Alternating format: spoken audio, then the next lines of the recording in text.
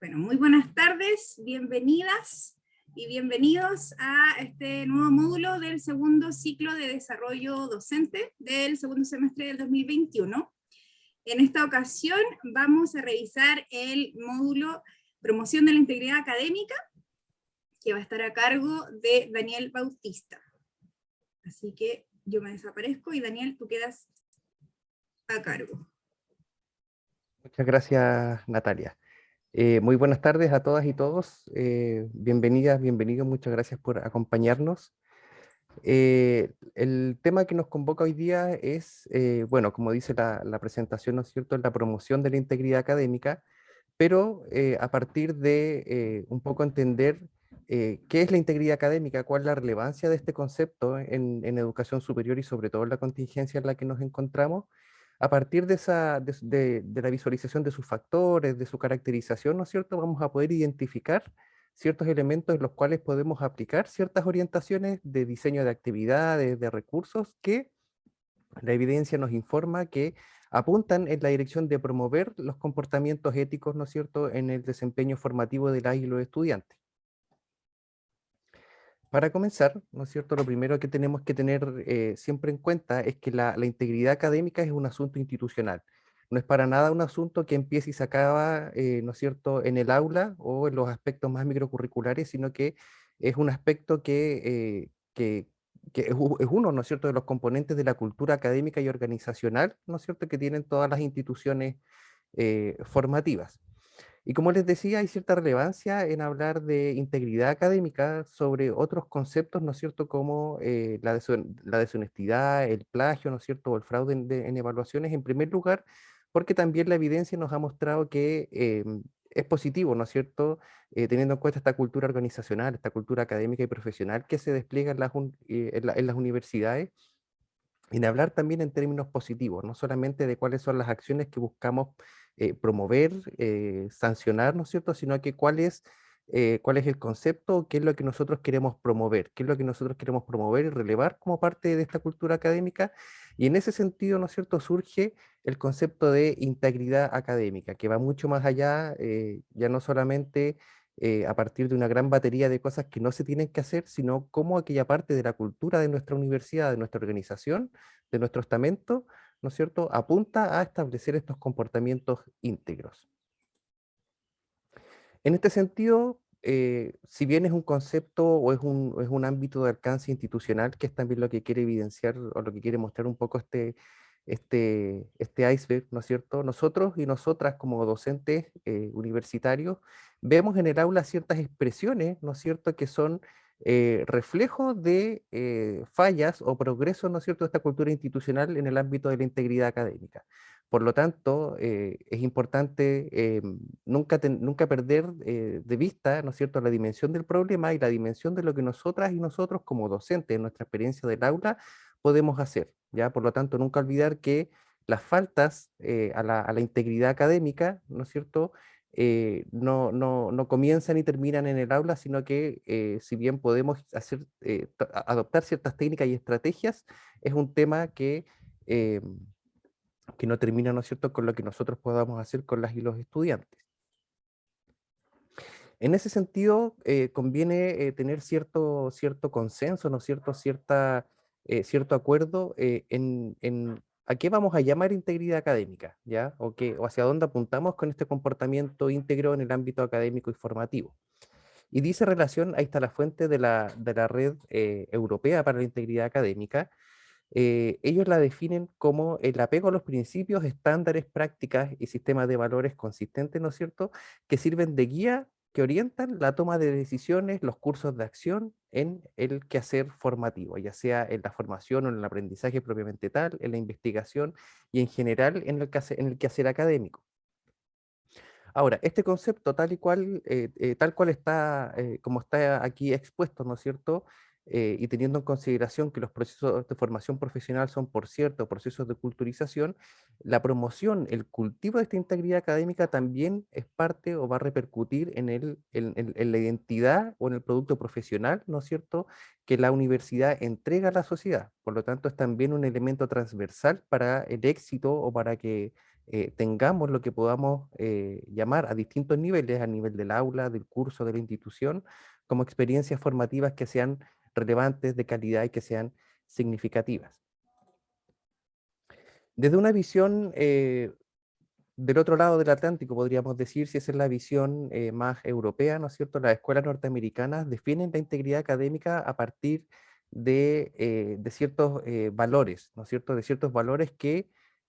al confluir dan lugar a a estos comportamientos o a lo que se entiende como integridad académica.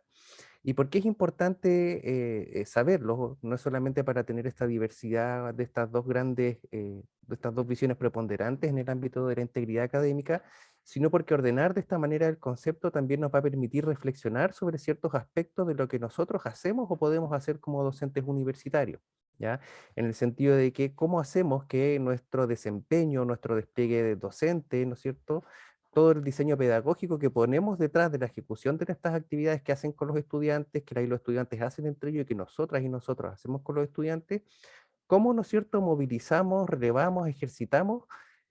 valores como la honestidad, la confianza, la justicia, el respeto, por supuesto la responsabilidad y el coraje, ¿no es cierto? Entendiendo estos valores, vamos a poner aquí la próxima diapositiva, ¿no es cierto? Cómo a partir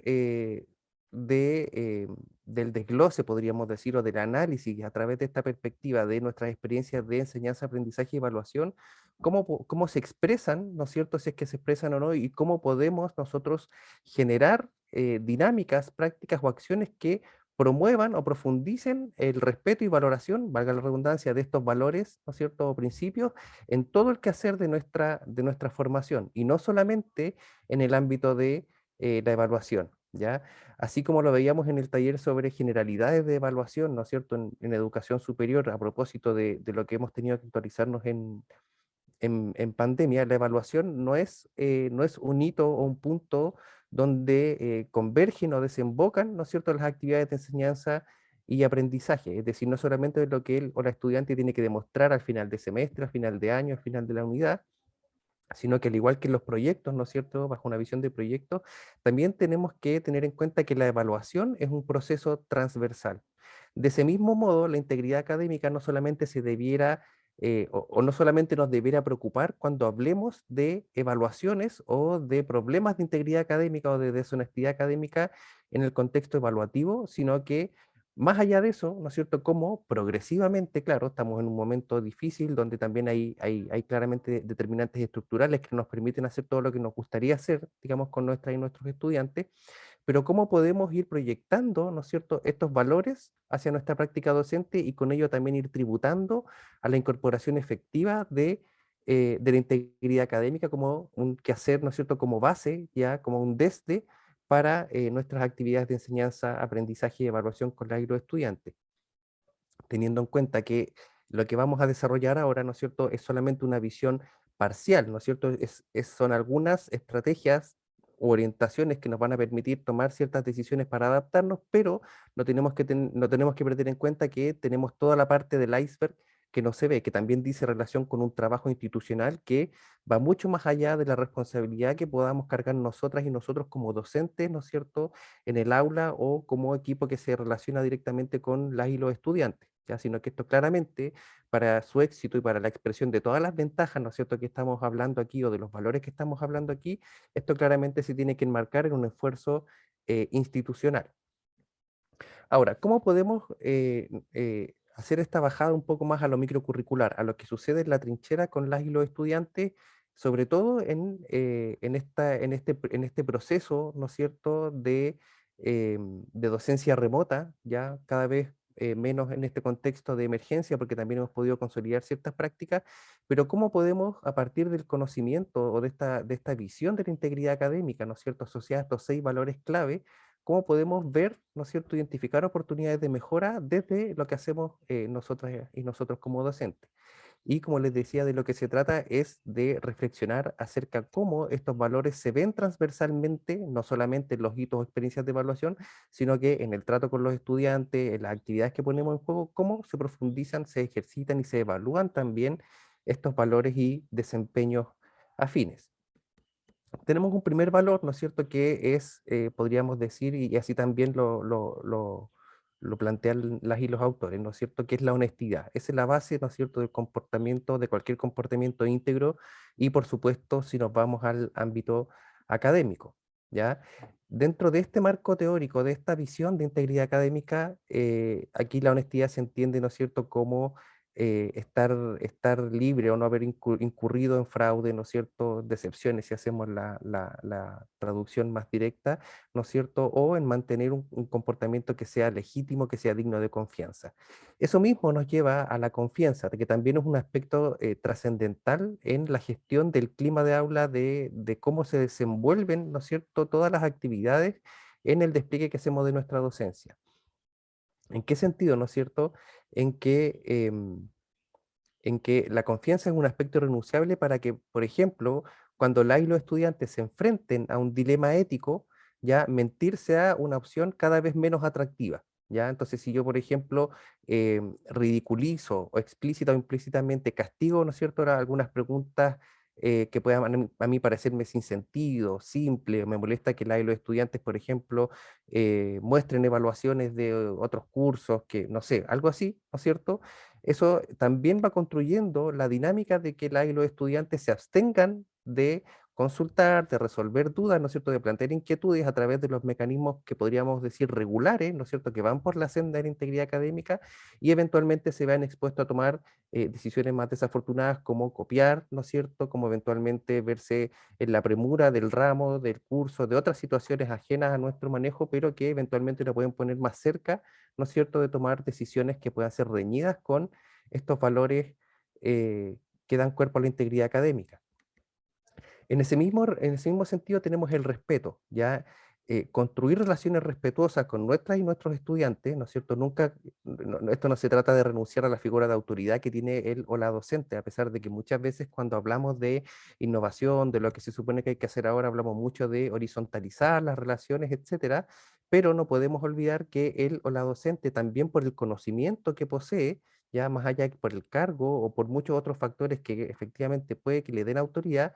pero él o la docente, o la figura del docente, no necesariamente no se puede desempeñar como un par más, podríamos decir, en este aspecto, porque nosotras y nosotros como docentes tenemos que mantener todas las medidas, digamos, o no podemos perder de vista que el respeto sea una constante en todas nuestras experiencias de aprendizaje, evaluación y enseñanza. Respeto por la diversidad, por las opiniones, respecto desde una perspectiva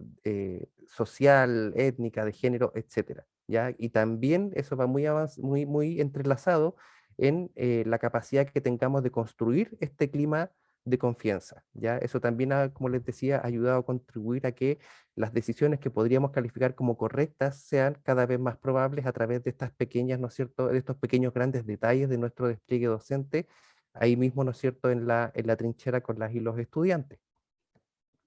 Del mismo modo, ¿no es cierto?, tenemos los otros tres valores fundamentales, ya tenemos la justicia, que aquí también esto nos lleva, em, por ejemplo, al trato imparcial o justo, ¿no es cierto?, más allá de eventos que puedan eventualmente revestir algún problema con algún estudiante, ¿no es cierto?, o alguna situación que eventualmente pudiera deslindar en alguna animadversión, en alguna fricción, ¿no es cierto?, en aras de mantener la integridad académica, siempre que con las y los estudiantes, como nos relacionamos, ¿no es cierto?, en un contexto académico, la justicia, ¿no es cierto?, no solamente cuando los evaluamos, sino que cuando nos dirigimos a ellos, cuando modulamos la participación en la sala, ya sean presenciales o virtuales, etcétera, ¿no es cierto?, tiene que estar este principio de justicia. Asimismo, ¿no es cierto?, la responsabilidad no solamente en el sentido de hacer responsables de las consecuencias de las malas decisiones, ¿no es cierto?, de su acto a la y los estudiantes, sino de posicionarlos efectivamente como agentes corresponsables de su proceso formativo, ¿ya? Por lo tanto, y aquí también es uno de los puntos donde se engancha muy bien lo que se puede hacer en el aula, ya con lo que buscamos hacer también como institución a nivel de lineamientos más generales, es en encontrar los mecanismos que permitan a la y los estudiantes, ¿no es cierto?, que incurran en faltas para la integridad académica, hacerse responsables, ¿no es cierto?, de sus actos. ¿ya? Y no solamente desde un esquema que podríamos decir hecho castigo, ¿no es cierto? Sino que como también la institución se hace cargo y qué elementos reconoce que puede haber hecho mejor para que esto no ocurriera, ya desde lineamientos pedagógicos hasta, ¿no es cierto?, inversión en nuevas tecnologías, plataformas u otras herramientas que nos permitan también combatir las faltas de integridad académica de nuestras y nuestros estudiantes. Y el coraje, ¿no es cierto?, en el sentido de cómo este valor está presente transversalmente y se orienta, ¿no es cierto?, hacia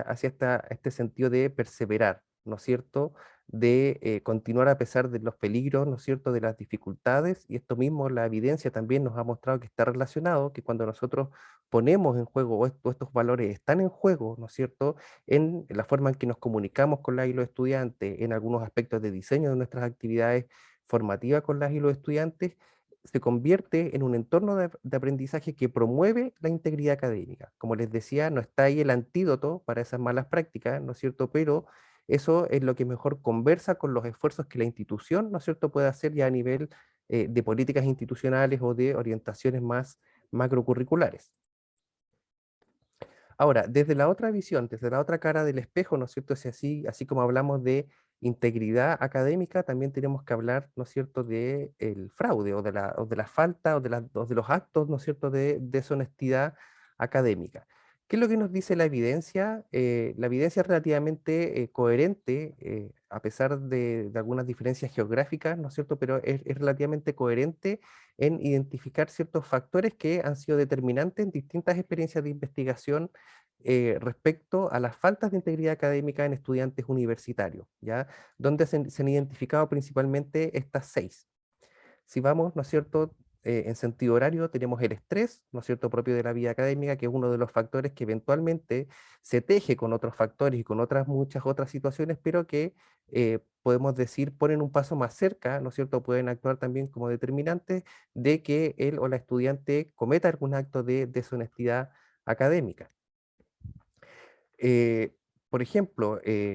problemas para la autogestión, ¿no es cierto? Para la gestión personal de las tareas, ¿ya? Eh,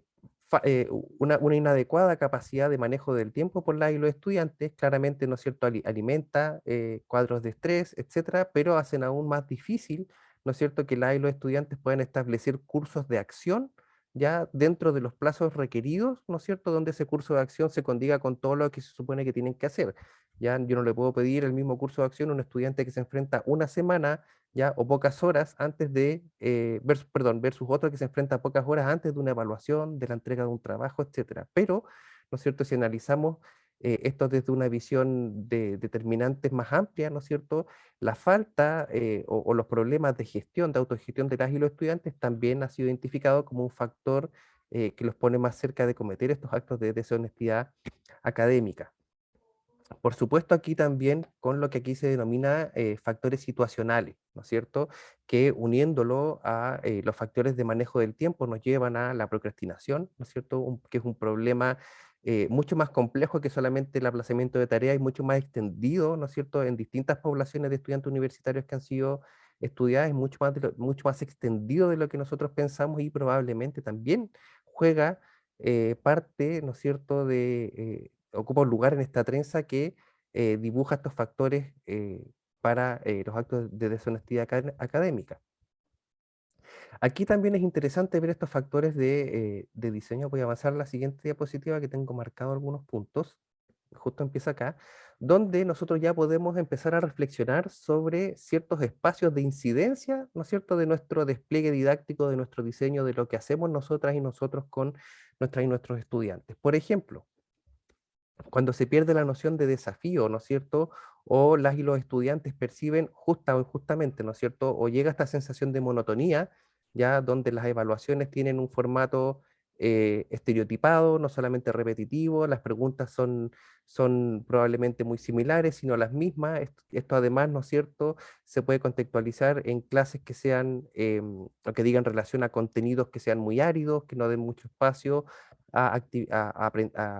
elementos de aprendizaje activo, ¿ya? Entonces, eso también va determinando o han sido identificados, ¿no es cierto?, como elementos situacionales que también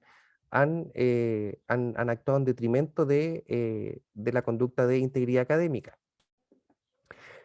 Características personales. ¿Y por qué lo marco aquí? Porque aquí si nos vamos, ¿no es cierto?, a la bajada que nos ofrece esta fuente, que es una buena consolidación, ¿no es cierto?, de los factores que podríamos decir que van en detrimento de la honestidad académica, ¿no es cierto?, lo que se denomina como ética de trabajo, en el sentido de poder decir dónde está la motivación de las y los estudiantes, para qué estudian o para qué quieren aprender, ¿no es cierto?, para superar las evaluaciones o efectivamente para lograr los resultados de aprendizaje y por lo tanto acometer, ¿no es cierto?, los desafíos de su proceso de formación profesional. Y a pesar de que aquí está caracterizado como características personales, ¿no es cierto?, propias del estudiante o de quien aprende, nosotros también, como lo hemos visto en otros encuentros que hemos tenido, sobre todo respecto a los factores de diseño, ¿no es cierto?, más efectivos de experiencias formativas en ambientes virtuales y mediados por tecnología, ¿no es cierto?, propender a habilidades superiores, ¿no es cierto?, no solamente a que el estudiante recuerde, identifique, ¿no es cierto?, o que solamente las evaluaciones digan relación con repetir o gestionar información, eso también nos va a permitir, ¿no es cierto?, proveer un andamiaje, si bien no podemos garantizar que y los estudiantes que a lo mejor estaban en un enfoque más superficial del aprendizaje, centrado a lo mejor más en la calificación, giren efectivamente hacia un enfoque más profundo, pero eso va, ¿no es cierto?, en la misma línea de ir disponiendo este concierto que nos permita tener estas condiciones favorables o condiciones desfavorables para los actos de deshonestidad académica, para hacerlo cada vez menos probable, entendiendo que, nuevamente, como hablábamos al inicio, esto claramente no se agota, ¿no es cierto? Este problema no está ni cerca de resolverse ni de agotarse con las medidas que nosotras y nosotros podamos tomar más en el aula con nuestras y nuestros estudiantes. En esta misma línea, ¿no es cierto?, sale mencionado aquí la presión por el éxito, ¿no es cierto?, o la presión por el fracaso, ¿ya? Donde aquí, si bien también tenemos ciertos elementos que nos llevan a arraigar estos factores más en la vida personal de los estudiantes, por ejemplo, las expectativas de la familia, ¿no es cierto?, donde también ahí no tenemos que perder de vista que gran parte, sino la mayoría de nuestra población estudiantil, son muchos de ellos primera generación, ¿no es cierto?, que están ingresando a la universidad y por lo tanto vienen de entornos en cuyo capital cultural, ¿no es cierto?, la experiencia de educación postsecundaria no es frecuente, ¿ya? Entonces hemos tenido, por ejemplo, casos de estudiantes que lidian con el problema de eh, que los retan porque llegan celebrando un 5 a la casa, ¿no es cierto?, cuando esa falta de experiencia universitaria, digamos, en la familia, en el entorno, eso también contribuye, ¿no es cierto?, a esa mayor presión por el éxito, ¿no es cierto?, por el fracaso, donde lo marco, ¿no es cierto?, también como posibles campos de acción de nosotras y nosotros como docentes, porque también hay evidencia que nos lleva a pensar que cuando nuestro diseño, nuestro despliegue didáctico, ¿no es cierto?, también lleva a los estudiantes, ¿no es cierto?, a desafíos cognitivos más superiores, ¿no es cierto?, más elevados, donde ellos pueden jugarse una mayor implicación con lo que están aprendiendo, eso también nos lleva junto con, ¿no es cierto?, un adecuado clima de respeto entre y los participantes, ¿no es cierto?, de las actividades, eso también puede reducir el efecto negativo de esta presión, ¿ya? En el sentido de que, como les decía anteriormente, y los estudiantes se atrevan, por ejemplo, a manifestar dificultades en la forma en cómo ellos enfrentan el conocimiento, en dudas de aplicación del conocimiento, incluso dudas elementales que, como les decía, ayudan, su correcta gestión ayuda a construir un clima de confianza que nos ayuda a alejar un poco más a los estudiantes de conductas de deshonestidad académica. Y por supuesto las percepciones, y también está marcado, ¿no es cierto?, a pesar de que pueda parecer muy del patrimonio de lo personal de y los estudiantes, ¿no es cierto?, en el sentido de que como bien sale aquí, por ejemplo, en esta cita, dice, este curso es una pérdida de tiempo de cualquier manera, ¿ya? O, no, ahí, Nati, no sé si me puedes ayudar con la mejor traducción de esa segunda frase, no one will ever find out. Nadie va a saber, de todas formas. Bueno, eso, Nadie nadie nunca va a tampoco. saber. Eso, nadie se Nadie va a puede obligar. enterar de lo que dice. Muchas Exacto. gracias. O, por ejemplo, que el profesor es poco razonable, el profesor me tiene mala, etcétera, ¿ya? ¿Por qué? Porque también es parte, ¿no es cierto?, de lo que nosotros si bien las percepciones, no nos podemos hacer totalmente cargo y responsable de las percepciones, ¿no es cierto?, o los juicios que manifiesten nuestras y nuestros estudiantes al respecto, pero sí tenemos cierto grado de participación o de responsabilidad en eso, por cuanto nosotros también tenemos que ser capaces de transmitir cuál es la relevancia que tiene nuestro curso. Ya, por ejemplo, si yo estoy en biología cero, ya en una carrera profesionalizante en el ámbito agroindustrial o en el ámbito de la salud, yo tengo que ser capaz de transmitir, ¿no es cierto?, de algún modo que los estudiantes sepan por qué es relevante que ellos manejen esos contenidos, porque el día de mañana el jefe le va a preguntar, el paciente le va a demandar saber esto, porque para el abordaje, para los experimentos, es lo que se está investigando, etcétera, ¿ya? Pero que también los estudiantes, ¿no es cierto?, perciban que no solamente están haciéndole eso o les al profe, ¿no es cierto?, cuando cometen plagio, cuando cometen algún fraude en una evaluación, sino que eso también tiene consecuencias y va en detrimento de, ¿no es cierto?, esta formación más compleja, más íntegra y más completa que se supone a la que tenemos que apuntar, ¿ya? Y eso también hace que, bueno, si bien yo puedo cometer fraude, puedo cometer plagio, ¿no es cierto?, puede que el profe no se dé cuenta, ¿ya? Pero si yo como estudiante tengo una noción, no puedo decir que van a tener un conocimiento cabal, ¿no es cierto?, de cuál es la relevancia o el lugar claro que ocupa el curso, ¿no es cierto?, en la malla o en el proceso de formación profesional propiamente tal, ¿ya? Pero la consecuencia no es, o el resultado no es solamente externo, en el sentido de que esto no tuvo consecuencias porque no me pillaron, sino que a pesar de eso, ¿no es cierto?, los estudiantes deben tener conciencia de que cuando hacen esas cosas, ellos están renunciando probablemente a lograr ciertos aprendizajes o en la profundidad o en la complejidad, ¿no es cierto?, que se está solicitando, ¿ya? Por lo tanto, aquí, a pesar de que esta es un análisis, ¿no es cierto?, si bien es basado en la evidencia, pero se hace desde la perspectiva, ¿no es cierto?, de dónde se cometen o los factores, ¿no es cierto?, por los cuales se cometen o se caen en estas conductas de deshonestidad académica, también nos permite, ¿no es cierto?, reflexionar sobre algunas oportunidades que poco a poco, nuevamente, la idea no es que el día de mañana podamos aplicar y solucionemos esto, ¿no es cierto?, mágicamente, sino que poco a poco, en la medida que vamos avanzando en el semestre, en el que pensamos, ¿no es cierto?, en los cursos ya del próximo año, como también podemos ir incorporando esto, ¿no es cierto?, en nuestro despliegue pedagógico, en cómo, ¿no es cierto?, nosotros eh, eh, disponemos las metodologías, las técnicas y estrategias de enseñanza, aprendizaje y evaluación con nuestra y con nuestros estudiantes. Em, aquí estoy viendo el chat. Me dice Carolina, me parece curioso que no aparezca como una de las causas más comunes la excusa de es que no sabía que era plagio. Claro, claro. El desconocimiento, podríamos decir, ¿ya? Si bien, ¿no es cierto?, las referencias que dan cuerpo, ¿no es cierto?, a este modo de análisis, eh, eh, no nos quieren llevar a pensar a lo mejor en causas, pero podríamos pensar en ciertos factores, ¿no es cierto?, en ciertos factores de riesgo. Y aquí claramente pueden haber factores culturales, de la cultura organizacional, ¿ya? Entonces, claramente, por ejemplo, como es el caso de la Universidad de O'Higgins, que está el momento de establecer, ¿no es cierto?, los lineamientos para un código de ética y de conducta con la y los estudiantes, ¿no es cierto? Eso también ayuda o también va en la línea de alimentar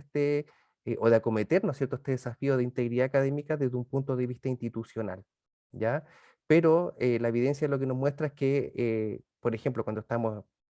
el plagio ha mostrado ser discutible en el sentido de que y los estudiantes muchas veces han pasado por trayectos formativos donde no les enseñan, ¿no es cierto?, o no ejercitan explícitamente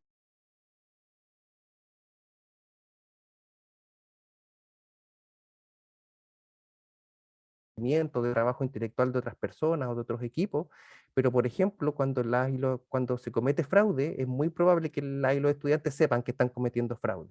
Ya si están copiando una evaluación, en esos casos más extremos, claro, sería difícil que una estudiante, ¿no es cierto?, pudiera dar como razón, ¿no es cierto?, desconocimiento de, ¿ya? Pero es un punto importante porque establecer esto a nivel institucional, y por eso estamos trabajando en toda la parte más oculta del iceberg, también apuntan que la comunidad entera pueda percibir que esto es un tema, ¿no es cierto?, importante, ¿ya? Y así como si logramos que los estudiantes desarrollen, ¿no es cierto?, un enfoque más profundo del aprendizaje, van a entender, ¿no es cierto?, que cometer actos de deshonestidad académica, ¿no es cierto?, es también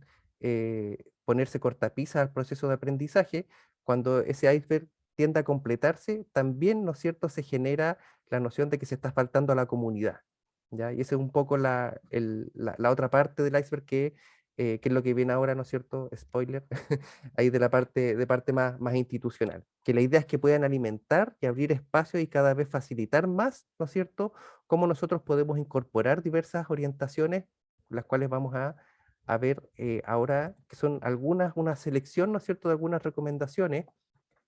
que aparecen en diversas experiencias documentadas y que para agrado nuestro, ¿no es cierto?, sobre todo de quienes han participado en otros talleres y en otras actividades, van muy de la mano con las recomendaciones, ¿no es cierto?, para diseños de calidad de experiencias de enseñanza, aprendizaje y evaluación, sobre todo en contextos que demandan diversificación de recursos, como el contexto de enseñanza remota en el que estamos, ¿ya? Y aquí también, ¿no es cierto?, van a venir a colación ciertos elementos que vimos en nuestro primer taller sobre aquellos aspectos clave, ¿no es cierto?, para evaluaciones significativas, para evaluaciones que fomenten el aprendizaje en educación superior. Entonces aquí tenemos unas primeras tres orientaciones, ¿no es cierto?, consolidaciones, como les decía, para orientar nuestra reflexión y para poder así identificar espacios de mejora dentro del marco de lo que nos permita, ¿no es cierto?, nuestras condiciones estructurales. En primer lugar, siempre claridad sobre los resultados de aprendizaje y relevancia de los contenidos y de actividades que se ponen en juego. ¿En qué sentido? Por ejemplo, si yo dispongo una evaluación, ¿no es cierto?, cualquiera sea la modalidad o el formato, ¿ya? Como les decía anteriormente, la idea es que eso se enmarque dentro de una experiencia formativa, ¿no es cierto?, que alimente esta noción de la necesidad de un aprendizaje profundo, ¿ya? Eso también va en la línea de que los estudiantes sepan, ¿no es cierto?, o tengan noción, a eso me refiero con que sepan, no van a estar totalmente apropiados, ¿no es cierto?, de las implicaciones curriculares o porque él o la docente elige tal o cual técnica, pero tengan una noción, ¿no es cierto?, aceptable de cómo, ¿no es cierto?, superar con éxito en un marco, ¿no es cierto?, ético y de integridad académica, los aproxima a los resultados de aprendizaje y a los desempeños profesionales, ¿no es cierto?, que ellos quieren lograr y que como universidad también queremos que logre, ¿no es cierto? Si apuntamos también a experiencias de evaluación o actividades de evaluación que sean de mayor complejidad y que por lo tanto nos ayuden a combatir, por ejemplo, el fraude, ya la posibilidad de cometer fraude también tiene o se relaciona, ¿no es cierto?, de algún modo con el diseño, ya en el sentido de que es mucho más fácil cometer fraude en una prueba tipo test, ¿no es cierto?, ya sea en el aula o aún más, ¿no es cierto?, en un contexto virtualizado que, por ejemplo, evaluaciones que digan relación con gestión de proyectos, con actividades cognitivas superiores como evaluación, ¿no es cierto?, creación de recursos o elaboración de diagnósticos o juicios a partir de ciertos elementos básicos. Por lo tanto, ¿no es cierto?, si queremos apuntar también a experiencias evaluativas, ¿no es cierto?, que hagan menos probable el fraude, ¿no es cierto?, formando parte de toda esta constelación de procesos, y los estudiantes, ¿no es cierto?, tienen que estar en condiciones de poder enfrentar o ser evaluados de esa manera, ¿ya? Y por eso, que también lo vimos en el primer taller, en el sentido de que cuando yo sé lo que quiero evaluar, ¿no es cierto?, tengo que emparejar una actividad o algo que me permita que o el estudiante movilice esos saberes para obtener un artefacto de evaluación, aquí es lo mismo, ¿no es cierto? Si yo quiero poner a los estudiantes, por ejemplo, hacer un diagnóstico complejo o la ficha clínica de un paciente, por ejemplo, eso requiere ciertas actividades de enseñanza y aprendizaje previas, ¿no es cierto? Desde la retención de la información necesaria para diagnosticar, ¿no es cierto? Para poner eso en el lenguaje adecuado, pero además habilidades de aplicación, cómo va a diagnosticar, si va a auscultar, a palpar, etcétera. Ya uno puede ahí, ¿no es cierto?, movilizar diversos niveles de habilidades. Lo importante, ¿no es cierto?, es que el preludio, todo lo que esté antes del hito de evaluación, ¿no es cierto?, uno como docente pueda razonablemente decir si él o la estudiante aprovechó estas actividades, debiera estar preparado para enfrentarse a la simulación, para enfrentarse al debate simulado, para enfrentarse a la atención de algún paciente en algún contexto específico, más que si yo solamente ejercito recordar y repetir, recordar y repetir, recordar y repetir, ¿no es cierto? Si yo les tiro una evaluación que responda a otra complejidad, ¿no es cierto? Ahí también se generan tensiones que eventualmente pueden llevar a los estudiantes a cometer fraude, o ahí también puedo digamos, ensuciar un poco la aplicación de mi instrumento de evaluación. En este mismo sentido, ¿no es cierto? Así como el llamado es a diversificar, ya a complejizar en la medida que se pueda estas estrategias de evaluación, la idea es que los hitos de evaluación,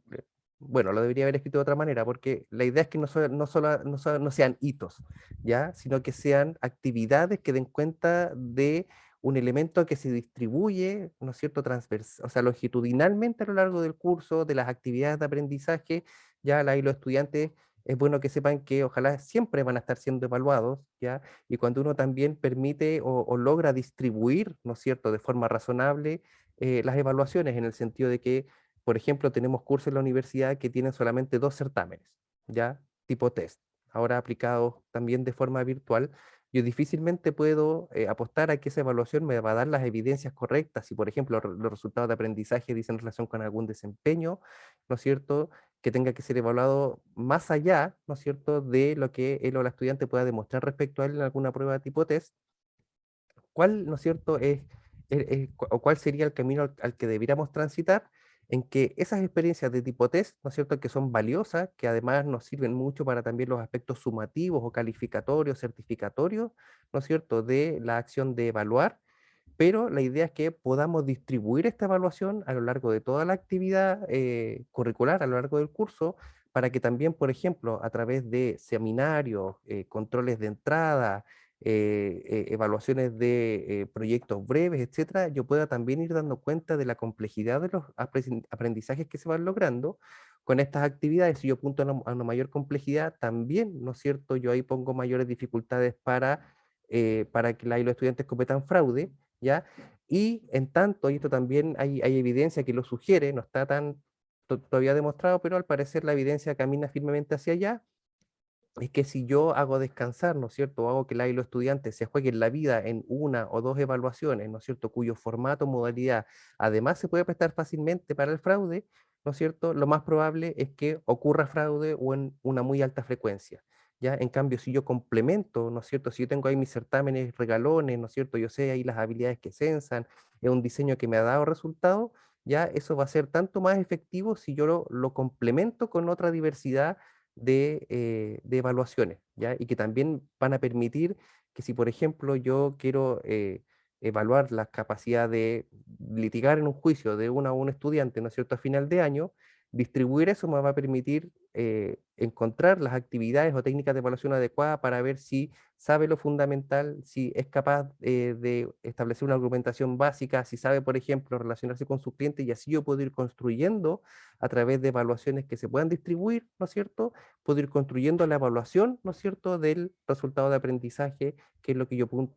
lo que apunto, ¿no es cierto?, a que él o la estudiante sea capaz de realizar a final de año, y que por lo tanto la superación de las evaluaciones dé cuenta de ello, ¿ya? Cuando tenemos hitos muy reducidos, ¿no es cierto? Y además, si lo combinamos con este factor de tener un formato que es especialmente proclive para el fraude, ¿no es cierto? Ahí lo más probable, las probabilidades de que ocurra fraude, ¿no es cierto? Si tenemos algún otro factor, y como vimos hay muchos, y la mayoría no dependen de nosotros cuando hablamos de deshonestidad académica por parte de los estudiantes, ¿no es cierto? Ahí efectivamente no podemos apostar a que el diseño de nuestra actividad va, ¿no es cierto?, en apoyo o va en tributación de la integridad académica. Ya, ahí está la profundización o la mención de lo que yo también les hacía, así como tenemos que apuntar a evaluar también en mayor complejidad, ¿no es cierto?, para que mayor complejidad en el sentido de no solamente mediante pruebas escritas de test, ¿no es cierto?, o estos elementos que son más clásicos, ¿no es cierto?, si yo quiero también evaluar desempeños más complejos y por lo tanto hacer un poco menos probable o más improbable, ¿no es cierto?, el fraude o la deshonestidad, también, ¿no es cierto?, tengo que saber que está el desafío de diversificar las diversas modalidades de evaluación, ¿ya? Ya no solamente como test, como les decía aquí, la gracia es poder adaptarnos, y la variedad también es parte de esa capacidad de adaptarnos, por lo tanto, cómo también nosotros podemos distribuir la evaluación de los desempeños que buscamos en el semestre, y a través también de otro tipo de experiencias de evaluación, resolución de casos, problemas, modalidades de seminarios, lecturas antes de la clase, trabajos en equipo, ¿no es cierto? Y aquí también es importante contemplar el trabajo colaborativo, porque también es una oportunidad para que la y los estudiantes, ¿no es cierto?, en un marco controlado por él o la docente, también se evalúe y evalúe a sus compañeros, ya si es que el diseño de la actividad lo permite, porque eso también permite que ejerciten la responsabilidad, ¿no es cierto?, de hacerse cargo de la evaluación de otro agente que está participando de su misma actividad de enseñanza y aprendizaje. Creo que lo mencioné antes, pero me pareció también correcto reforzarlo acá en el sentido de que es bueno conservar, ¿no es cierto?, la noción de desafío, lo que veíamos antes en estos 6 factores de la deshonestidad académica, en el sentido de moderar la reutilización de las pruebas o las preguntas, ¿ya? Sobre todo cuando ya vamos avanzando, tenemos más cohortes, ¿no es cierto?, en egreso, en circulación, y también nosotros, nuestra experiencia de pregrado, hemos visto y nos hemos topado con asignaturas y actividades curriculares que, ¿no es cierto?, que repiten a veces no solamente los formatos, sino también las preguntas, y eso también atenta, según nos informa la evidencia, contra esta visión de complejidad de la evaluación, ¿ya? Es decir, que él o la estudiante ya también se tiene que sentir llamado a adoptar un enfoque de aprendizaje profundo, y no solamente depende de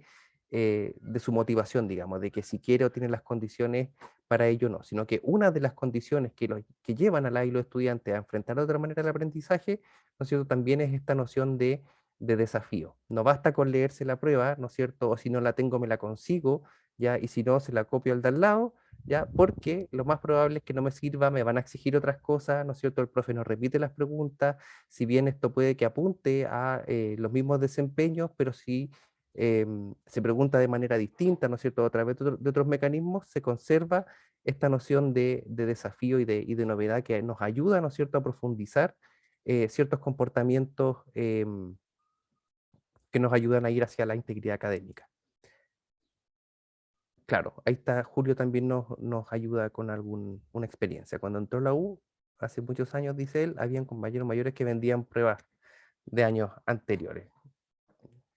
Ahora con la extinción, digamos, de las fotocopiadoras, los modos de transmisión de esa información han cambiado, pero claramente la virtualización de emergencia, que todo sea mediante tecnologías, tanto las evaluaciones, etcétera, eso claramente ha supuesto un desafío. Si antes era un desafío permanente, ¿no es cierto?, ahora un desafío permanente, sustantivo y mayúsculo, ¿ya? Y, ¿no es cierto?, aquí, como quiere decir esta cuarta recomendación, ¿no es cierto?, es que también la evidencia nos invita a pensar en evaluaciones transparentes. También los hablábamos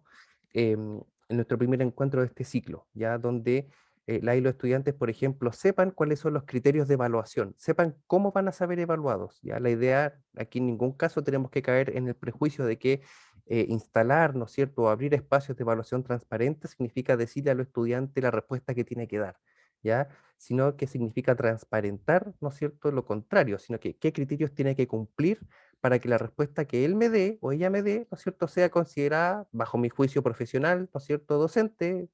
como experto, sea considerada aceptable y por lo tanto, en la escala que se fija, merezca A, B, C, D calificación, ¿ya? De eso se trata esta transparencia en la evaluación. También como lo conversábamos en nuestro primer encuentro, esto nos va a ayudar a que,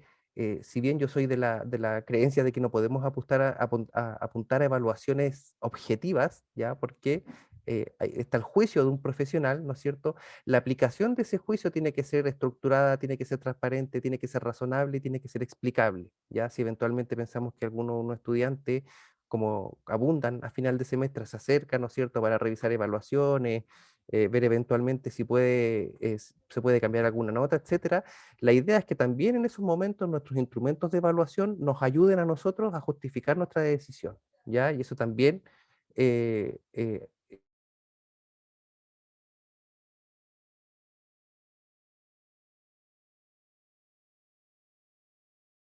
entiendo. En este mismo sentido, la evaluación y la transparencia de la evaluación, uno de los elementos coadyuvantes o los elementos clave, podríamos decir, son los instrumentos para evaluar, ¿ya? Nuestros amigos pautas de evaluación y rúbricas de evaluación. Ya todos y todas hemos tenido alguna experiencia eh, ardua, ¿no es cierto?, trabajosa, armando rúbricas, aplicando rúbricas, pero la idea es que podamos tener una diversidad de experiencias de evaluación que también nos permitan aplicar una diversidad de instrumentos de evaluación, ¿ya? Claramente no todas las experiencias, no todos los desafíos de evaluación que enfrenten la y los estudiantes son rubricables, ¿no es cierto? No todos dan para ser evaluados por medio de este diseño, de este instrumento, ¿no es cierto?, de evaluación que son diseñados para recoger elementos o recoger una mayor complejidad eh, de experiencias de evaluación, sino no olvidar las pautas, ¿ya? Una pauta de cotejo, ¿no es cierto?, que sea bien elaborada, ya no tiene por qué estar necesariamente 1000 pasos atrás de lo que podamos conseguir o de la evaluación que podamos lograr con una rúbrica de evaluación, ya, sino que tenemos que ser conscientes de que aquellas experiencias, por ejemplo, simulaciones o aquellas donde se movilicen desempeños más complejos, claramente una pauta, ¿no es cierto?, probablemente no me va a dar una visión más completa de esos desempeños más complejos, pero por ejemplo, cuando estamos evaluando recursos, ¿no es cierto?, de evaluación, si yo le pido a los estudiantes que me entreguen una ficha clínica correctamente cumplimentada, un ensayo, cualquier tarea de escritura académica, etcétera, ¿no es cierto? Con una buena pauta yo puedo informar correctamente a las y los estudiantes de cómo lograr, ¿no es cierto? Poniendo en juego sus habilidades, sus esfuerzos personales, etcétera, cómo lograr una buena evaluación. Y en ese mismo sentido, ¿no es cierto?, de instrumentos de evaluación, incluir ojalá en esos criterios, ¿no es cierto?, aspectos de originalidad y de integridad, ¿ya? Es decir, por ejemplo, si yo le voy a pedir un ensayo, ¿no es cierto?, que es un elemento, es un recurso muy común al cual recurrimos muchas veces y los docentes, ¿ya? Además de que, por ejemplo, no sé, se evalúe la capacidad de seguir instrucciones, ¿ya? Y ahí yo pongo, por ejemplo, el criterio de que cumpla con el formato, la cantidad de palabras, todas esas triquiñuelas, ¿no es cierto?, o esos aspectos más formales, ¿ya? O que puedan parecer más accesorios, pero que en el fondo también me están informando sobre la capacidad del estudiante de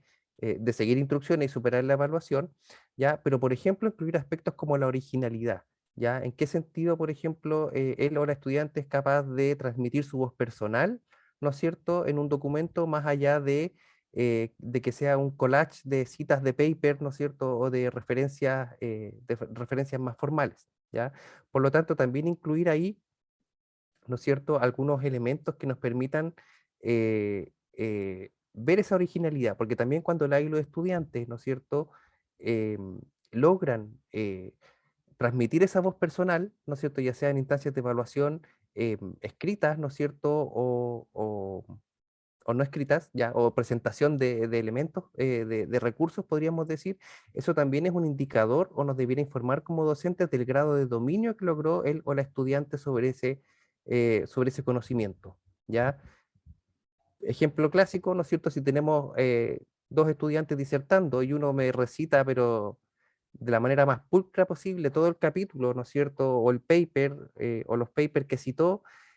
versus otro estudiante que es capaz, ¿no es cierto?, de desarrollar, por ejemplo, un estilo conversacional, de que es capaz de corregir sus propios errores cuando habla sobre la marcha y demostrar apropiación del contenido, ¿no es cierto? Eso claramente nos da información relevante a la hora de evaluar. Por lo tanto, la incorporación de estos elementos de valorar la originalidad en el sentido de que si, por ejemplo, yo les pongo un ensayo, ¿no es cierto? Heidi, no se preocupe. Muchas gracias por asistir y va a quedar disponible esta grabación. Por lo tanto, cuando yo incluyo también esos criterios de originalidad, cuando es valorada la originalidad, yo también puedo pensar de forma razonable que es más probable que la y los estudiantes se esfuercen, ¿no es cierto?, tomen las medidas, estudien lo que hay que estudiar para dar una respuesta original y sustanciosa. Y aquí también, aprovechando de que estamos en toda esta contingencia mediada por tecnología, tenemos ahí una oportunidad para aplicar las TAC, ¿ya? Las TAC es como son la versión nueva de las TIC, ¿ya? Las TIC son tecnologías para la información y la comunicación, ¿ya? Pero sin embargo ya se está acuñando, se está usando el concepto de TAC como tecnologías del aprendizaje y del conocimiento para poner énfasis, ¿no es cierto?, en el efecto o en la bondad educativa, más que en el efecto instrumental que puedan tener ciertas tecnologías, ¿ya? En ese sentido, si bien una de las preocupaciones principales es el fraude, también dijimos que una de las expresiones más frecuentes de los problemas de honestidad académica en el aula o en el trabajo con estudiantes es el plagio. Por lo tanto, también es importante, ¿no es cierto?, que nosotras y nosotros como docentes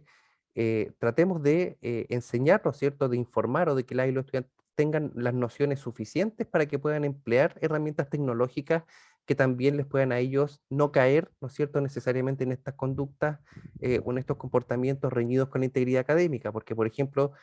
si uno o un estudiante escribe mal una cita o no lo citó derechamente, ¿no es cierto?, yo tengo que responder otras preguntas, por ejemplo, antes de empezar de pensar que efectivamente la estudiante cometió plagio, ¿ya? Porque ahí también hay una intención de apropiarse indebidamente de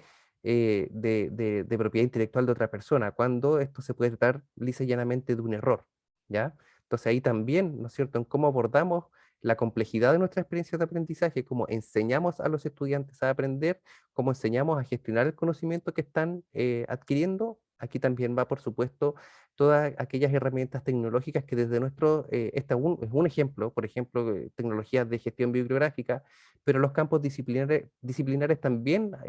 cada uno conoce otra batería de recursos, de técnicas y de tecnologías que también van a permitir, ¿no es cierto?, que los estudiantes puedan desarrollar trabajos cada vez más elevados, ¿no es cierto?, más complejos y por lo tanto que los lleven hacia demostrar contribuciones cada vez más originales.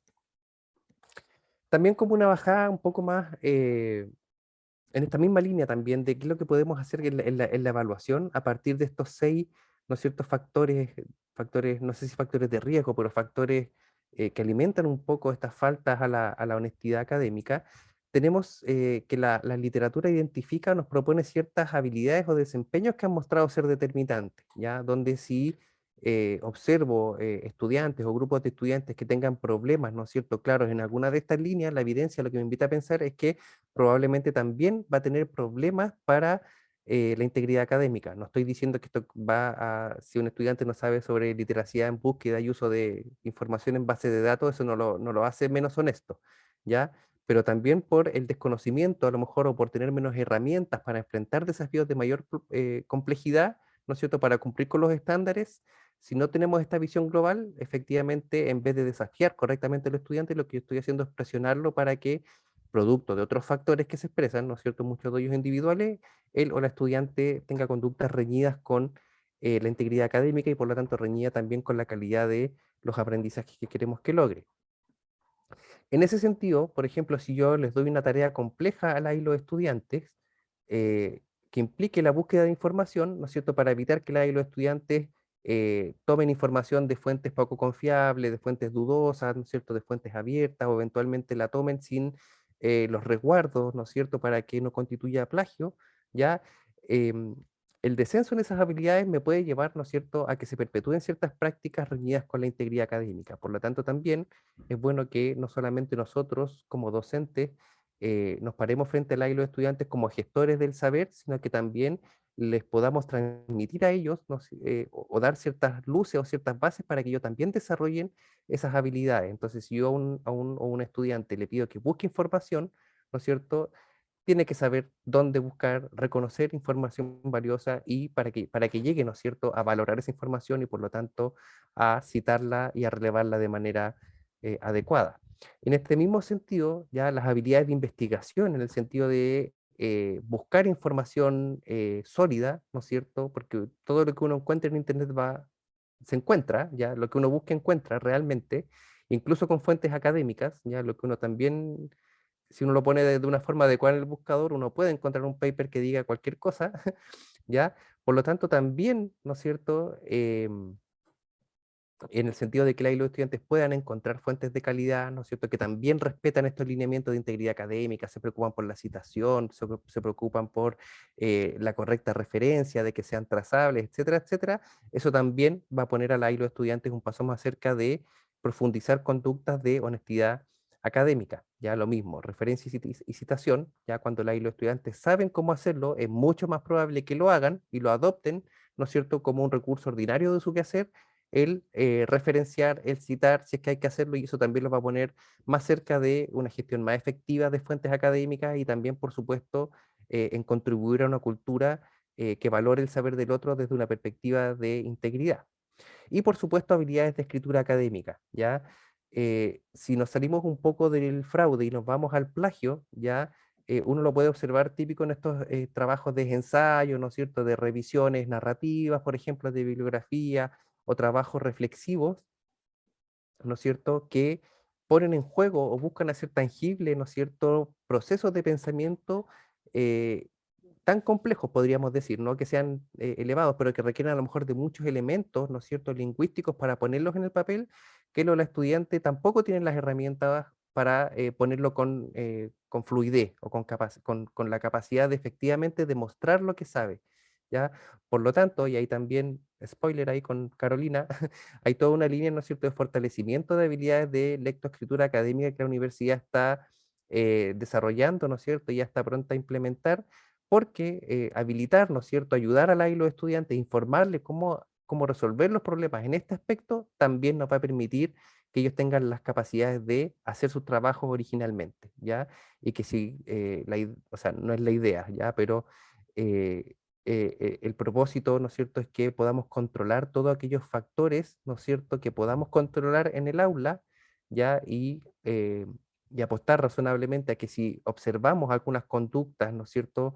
de deshonestidad académica o que estén reñidas con estos principios, ya no sea porque el diseño, ¿no es cierto?, o el despliegue pedagógico, por acción u omisión, eventualmente pudo llevar a y los estudiantes para allá. ¿Ya? No nos podemos hacer cargo de todas las acciones, ¿no es cierto?, y factores que determinan el comportamiento de los estudiantes, pero como hemos visto, desde nuestro rol como docentes, como diseñadores de las experiencias, tenemos mucho más que decir de lo que habitualmente pensamos. En consecuencia, y para ir ya terminando esta presentación, ¿no es cierto?, eh, ¿cómo podemos apuntar, ¿no es cierto?, para que a partir de lo que hacemos con y los estudiantes en el aula, ya sea en materia de evaluación, de aprendizaje, de enseñanza, en eventos expositivos, etcétera, es apuntar, ¿no es cierto?, a que todas esas experiencias, y sobre todo las de evaluación, cuando hablamos de integridad académica, ¿no es cierto?, sean significativas, ¿ya? En base a todo lo que hemos hablado, que sean significativas en el sentido de que el estudiante sepa por qué está aprendiendo eso, ya tenga una noción sólida, suficiente de por qué es relevante saberse la mitosis si yo voy a estudiar, no sé, o me voy a especializar en, o por qué tengo que saber todo esto de salud pública, comunitaria, si yo quiero ser dermatólogo, etcétera, etcétera, etcétera, ya que los estudiantes puedan, ¿no es cierto?, o que nosotras y nosotros como docentes podamos transmitir nociones claras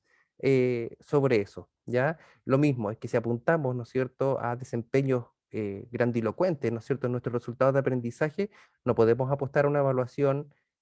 transparente, ¿no es cierto?, que lleve a los estudiantes a comportamientos éticos y honestos, si yo hago que se jueguen la vida en dos certámenes, ¿no es cierto?, de preguntas de alternativas, cuando el curso lo que se supone que los habilita en otro tipo de desempeño, o no solamente, ¿no es cierto?, en ese tipo de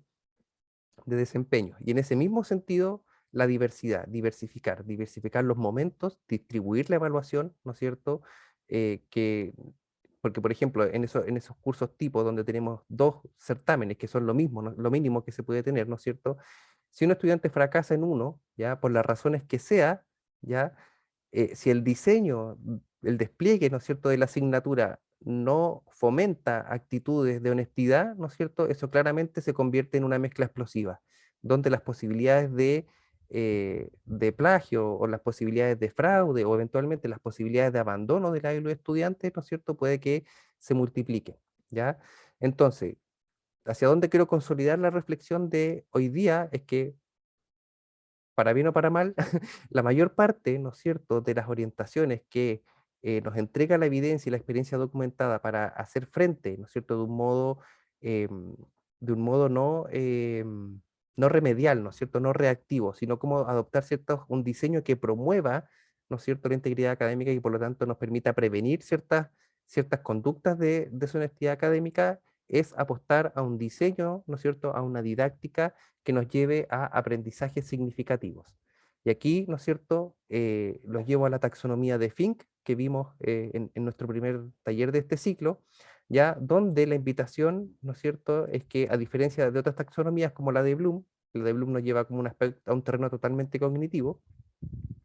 pero esta taxonomía nos ayuda a ver, ¿no es cierto?, o a no olvidar las complejidades que guarda una experiencia de aprendizaje significativo, ¿ya? Entonces, por ejemplo, cuando yo analizo esto, ¿ya? Si aquí hay el conocimiento, perdón, esto no lo había explicado para este taller. Tenemos el conocimiento fundacional, ¿no es cierto? El contenido, ¿ya? Lo que podríamos decir que él o la estudiante adquiere leyendo, abordando la bibliografía, ¿no es cierto? Lo que estamos más acostumbrados a entender como contenido. Tenemos la aplicación, ¿no es cierto? ¿Qué hacemos con ese contenido? La integración, cómo ese contenido, esos saberes se integran con otros, ¿no es cierto? Incluso de nuestra experiencia personal. Cómo también esos saberes y su integración, ¿no es cierto? Eh, se expresan, ¿no es cierto?, en la convivencia humana, cómo impactan las comunidades, qué relevancia tienen, ¿no es cierto?, para los pacientes, los clientes, etcétera, ¿no es cierto?, para quienes sean mi, eh, nuestros sujetos principales en nuestro ejercicio profesional. Por ejemplo, ¿ya? El cuidado, ¿no es cierto? Cómo esto, ¿no es cierto? Cómo el saber se enmarca o se conecta con nuestros intereses, con nuestras motivaciones, ¿ya? Motivación, es decir, por qué es importante aprender esto. Y eso también va en línea con lo que hemos conversado de este diseño adecuado de experiencias de evaluación para la integridad académica, ¿ya? Que promuevan, ¿no es cierto?, la preocupación y el vínculo sobre lo que se aprenden. Y por supuesto, el aprender a aprender, ¿ya? Donde también los estudiantes deben tener herramientas y nosotros como docentes tenemos que encontrar espacios donde podamos enseñar y ejercitar esas herramientas de, por ejemplo, gestionar la información, de cómo citar adecuadamente, de cómo, ¿no es cierto?, podemos facilitar el aprendizaje a través de incluso nuestra propia experiencia como estudiantes de pregrado para que los estudiantes puedan, ¿no es cierto?, aproximarse a los resultados de aprendizaje que tienen que lograr. Y a partir de esta visión más compleja, ¿no es cierto?, podemos identificar ciertos aspectos que nos pueden dar luces, ¿no es cierto?, nos pueden dar una luz verde, roja o amarilla sobre si nuestro quehacer, nuestro despliegue, efectivamente está tributando o está remando hacia el camino de la integridad académica. ¿Ya? Entonces, por ejemplo, las actividades de evaluación que ponemos en juego con y los estudiantes dan cuenta de esta diversidad, esta multidimensionalidad de los aprendizajes significativos, ¿ya? O eventualmente, si yo quiero evaluar solamente la aplicación, no necesariamente en todas las experiencias de evaluación vamos a dar cuenta de estas 6 dimensiones, ¿ya? Pero a lo que voy, tengo la diversidad, ¿no es cierto?, de modalidades, de instrumentos de evaluación que me permitan no solamente quedarme en la evaluación del conocimiento fundacional, ¿ya? Porque si yo, como les decía, si yo restringo los hitos de evaluación a certámenes, ¿no es cierto?, a pruebas, quiz, verdadero y falso, etcétera, es muy difícil apostar a que estoy evaluando, ¿no es cierto?, los aspectos o sea, hay un montón de aspectos que se están quedando fuera, ¿no es cierto?, en la complejidad de los desempeños y saberes de los cuales tienen que dar cuenta y los estudiantes, ¿ya? Por lo tanto, aquí está la segunda pregunta, nuestras experiencias de evaluación, ¿no es cierto?, nuestro diseño en el fondo didáctico, nuestro despliegue didáctico, ¿da cuenta de la complejidad de los resultados de aprendizaje que esperamos? ¿Ya? ¿La evaluación está suficientemente distribuida, ¿no es cierto?, en el semestre, o efectivamente tenemos pocos hitos de evaluación ya que acaparan la mayor parte del porcentaje, por ejemplo, de la nota de aprobación o reprobación del los estudiantes? ¿En qué medida, ¿no es cierto?, los estudiantes se juegan el pasar o no pasar el ramo en una o dos instancias de evaluación y por lo tanto qué oportunidades tengo de distribuir esa experiencia y por lo tanto apuntar no solamente a estos grandes hitos de evaluación sumativa o certificatoria o calificatoria, sino que también cómo obtener incluso calificaciones a partir de otras experiencias de evaluación que también apuntan a desempeños que nos van a estar en la prueba. Tenemos, ¿no es cierto?, la práctica de analizar o revisar los instrumentos de evaluación y sus resultados. Ya, por ejemplo, si para quienes tengan esta práctica, probablemente hayan comportamientos pre y post pandémicos que eventualmente puedan llamar la atención, ¿ya? Y eventualmente eso también nos puede informar qué tan efectivo está siendo un instrumento de evaluación o un formato, ¿no es cierto?, alguna modalidad, ¿ya? Y a lo mejor nosotros pensando que lo estamos haciendo muy bien, a lo mejor estamos estereotipando o estamos perpetuando ciertas prácticas que no están alejando, ¿no es cierto?, a los estudiantes de conducta reñida con la honestidad, sino que eh, tenemos que procurar que, como les decía, el diseño, la integralidad, ¿no es cierto?, apunte a la integridad académica. Y por último, ¿no es cierto?, a propósito de la contingencia que estamos enfrentando, tecnologías y que todo, ¿no es cierto?, prácticamente cuando estamos virtualizados al 100, ¿no es cierto?, la demostración de habilidades también pasa al 100% por tecnología. Entonces también vale la pena informar, ¿no es cierto? A lo mejor nos vamos nosotras y nosotros como docentes a capacitar ya a y los estudiantes en una plataforma, pero por ejemplo informarles cuál es la plataforma que yo uso para la gestión bibliográfica, cuáles son los buscadores académicos que yo prefiero, para también que dotarlos de ciertas nociones que le permitan desarrollar saberes y herramientas para que ellos también puedan enfrentar los desafíos de enseñanza, aprendizaje y evaluación con herramientas que les permitan dar evaluaciones o dar respuesta, ¿no es cierto?, una demostración sustancial e íntegra de los aprendizajes que han logrado en nuestros cursos y actividades curriculares. Eso es lo que tenía preparado para hoy. Así que muchísimas gracias por su atención. Si tienen preguntas, por supuesto, soy todo oídos y los leo también en el chat. Carolina levantó la manito. Sí, bueno, primero gracias Daniel por la relatoría, estuvo muy interesante, partiendo por este concepto de TIC y TAC, que la verdad es que por lo menos yo había desconocido ese cambio, así que te lo agradezco mucho. Y la duda que tengo es, como soy pajarito nuevo en la universidad, si es que en este momento ustedes están trabajando con alguna TAC, digamos como de manera oficial para la detección de coincidencia, porque Turnitin por lo menos no detecta como el plagio, sino que detecta digamos, el porcentaje de coincidencia que existe respecto de otras fuentes. No sé si hay alguna oficial que tenga. Sí, la biblioteca de la universidad gestiona un software para, claro, no sé si efectivamente se puede calificar como antiplagio, pero digamos que es para detectar la incorporación de texto, ¿no es cierto?, desde Internet, con un porcentaje de originalidad. Bueno, ahí con Natalia estamos en gestiones para ver cuáles van a ser los lineamientos para ofrecer estos, porque son algunas licencias limitadas, no son pocas, pero nos da, digamos, como para que sea tan libre, pero sí, se está implementando una plataforma, vamos a informar dentro de los próximos días, ¿no es cierto?, cuáles son los criterios, por ejemplo, algunos cursos de escritura o que efectivamente sus estrategias de evaluación se concentren en ensayos o en productos escritos van a tener prioridad, ¿no es cierto?, para el uso de este software, pero viene ya en el corto plazo. Y nos vamos a poner ahí en contacto con los profes para que puedan usarlo. Eso es muy importante, gracias por decirlo. Hablé solamente de los gestores de bibliografía y no de los detectores de plagio. Gracias. Súper. No sé si hay más dudas o si ya vamos terminando. En función del horario, ya, Carolina dice que no tiene dudas. Súper. Entonces, en función de la hora, vamos a quedar hasta aquí por hoy. Les agradecemos su asistencia, su participación, y los dejamos invitados para el taller de mañana, que va a consistir en estrategias de retroalimentación en ambientes virtuales. Así que estén muy bien, muchas gracias Daniel, y nos vemos mañana en este mismo horario. Que estén bien, chau chau.